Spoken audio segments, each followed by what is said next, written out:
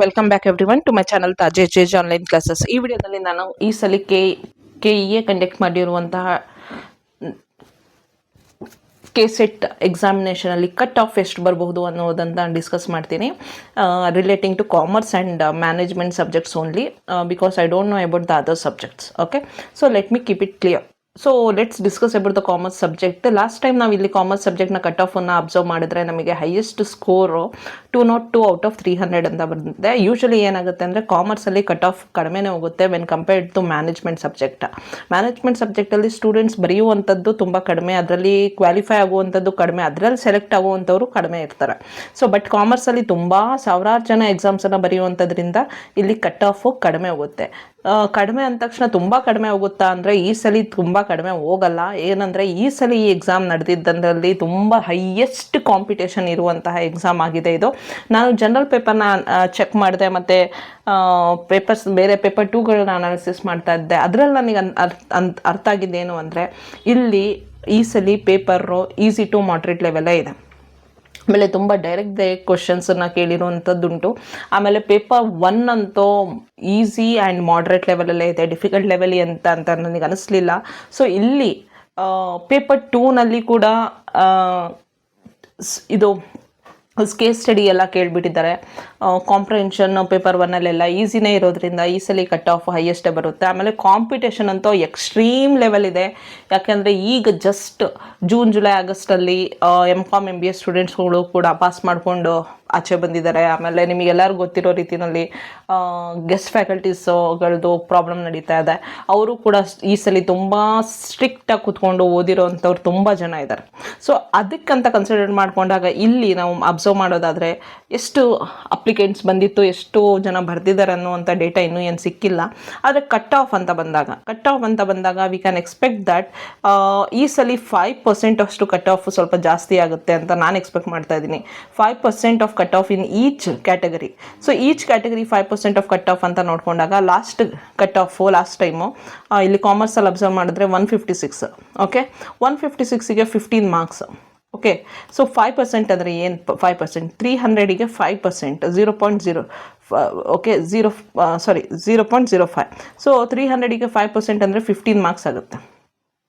ಆ 15 ಮಾರ್ಕ್ಸು ನೀವು ಇಲ್ಲೇನು ಮಾಡಬೇಕು ಅಂದರೆ ಆ್ಯಡ್ ಮಾಡ್ತಾ ಹೋಗಬೇಕು. ನಿಮ್ಮ ಏನು ಕ್ಯಾಟಗರಿ ಇದೆ, ಲಾಸ್ಟ್ ಟೈಮ್ ಏನು ಬಂದಿತ್ತೋ ಅದಕ್ಕೆ 15 ಮಾರ್ಕ್ಸು. ಸೊ ನೀವು ಆ್ಯಡ್ ಮಾಡಿಕೊಂಡು ಕನ್ಸಿಡರ್ ಮಾಡ್ಕೊಂಡು ಹೋದಾಗ ಈಗ ನೀವು ಜನರಲ್ ಇದ್ದರೆ 156 ಬಂದಿತ್ತು ಲಾಸ್ಟ್ ಟೈಮ್ ಕಟ್ ಆಫು. ಈ ಸಲ 156 ಕಟ್ ಆಫ್ ಬರೋಲ್ಲ, ಅದಕ್ಕಿಂತ ಸ್ವಲ್ಪ ಜಾಸ್ತಿ ಬರುತ್ತೆ. 156 + 15 171 ಮೇಲ್ ಬಂದಿದೆ ನಿಮಗೆ ಅಂದರೆ ನೀವು ಸೇಫ್ ಅಂತ.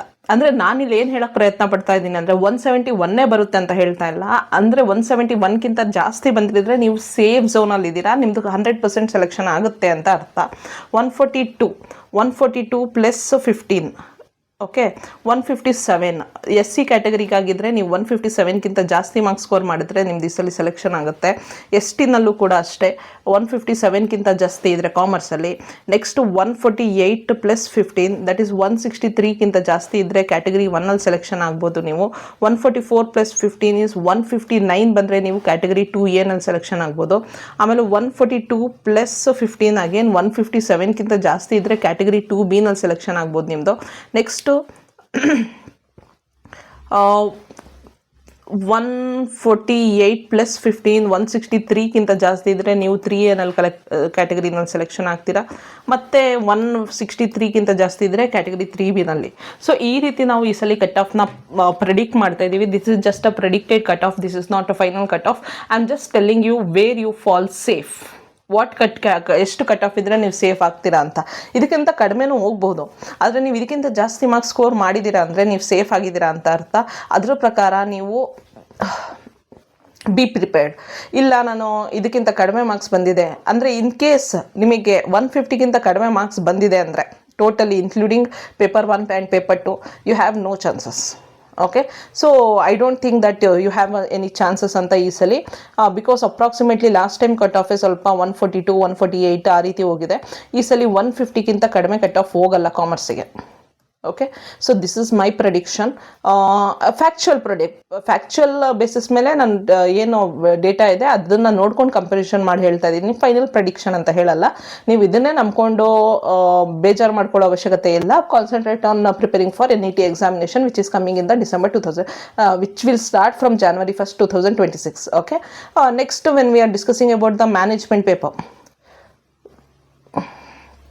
ಕಾಮರ್ಸ್ ಆಯಿತು, ಎಕನಾಮಿಕ್ಸ್. ಓಕೆ, ಎಲ್ಲಿ ಬರುತ್ತೆ management? I think 15 is the 8, 9, 10, 11, 12, 13, 14, 15, 14, tourism, management is 10. Okay, question paper code 10 ante management. Okay, so here also if we can see, because I have already said you that you can observe that the highest score in the management is 230 out of 300. That means that the scoring the management is level is tumba different. ಕಾಮರ್ಸಿಗೆ compare ಮಾಡಿದ್ರೆ ಮ್ಯಾನೇಜ್ಮೆಂಟಲ್ಲಿ ತುಂಬ scoring, slots ಕಡಿಮೆ, ಆಮೇಲೆ qualify ಆಗೋ candidates ಕಡಿಮೆ. ಇಲ್ಲಿ observe ಮಾಡಿದ್ರೆ ನಿಮಗೆ ಗೊತ್ತಾಗುತ್ತೆ, ಕ್ವಾಲಿಫೈ ಆಗಿರುವಂಥ ಕ್ಯಾಂಡಿಡೇಟ್ಸು 139. ಓಕೆ,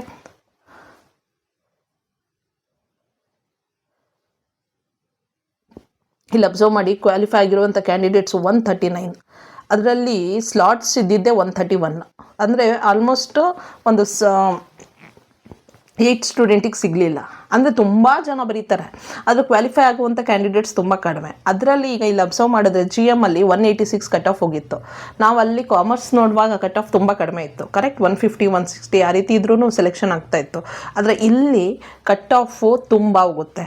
ಓಕೆ, ಸೊ ಇಲ್ಲಿ 186 ಪ್ಲಸ್ 15 ಅಂತ ತೊಗೊಂಡ್ರೆ 201, ಅಂದರೆ 200ಗಿಂತ ಪ್ಲಸ್ ಹೋದರೆ ನೀವು ಈ ಸಲ GM ಅಲ್ಲಿ ಸೆಲೆಕ್ಷನ್ ಆಗ್ತೀರಾ. 168 plus 15, 183.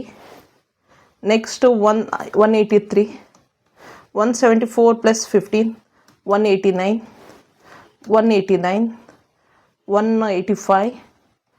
178 plus 15, 193 and 195.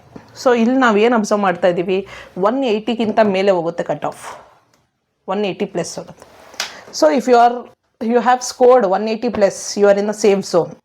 If you have not, then you should concentrate on preparing for UGC NET examination which is coming in December. I mean starting from January 1st. So it is nothing like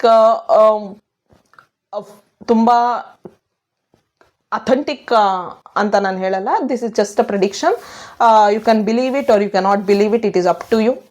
There is no force from my side. I am just predicting it based on whatever the data we have from the previous year. Okay, done. Thank you very much. Share the videos with others also.